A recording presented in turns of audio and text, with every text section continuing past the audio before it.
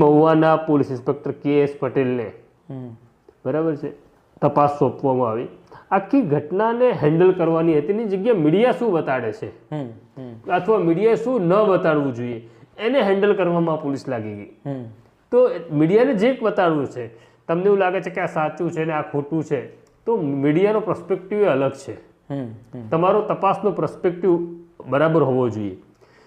સૌથી અગત્યનું એવું હતું કે આ વખતે તમને એવું લાગે છે કે મીડિયામાં મિસરિપોર્ટિંગ થઈ રહ્યું છે તો તમારે તમારો પર્સપેક્ટિવ મૂકવા માટે મીડિયા બ્રીફિંગ કરવાનું હતું કોઈ એક ચોક્કસ અધિકારી પાસે કે જે ક્રોનોલોજીમાં આખી વાત મીડિયા સામે મૂકી શકે કે આ બ્લેક એન્ડ વ્હાઇટમાં આ છે.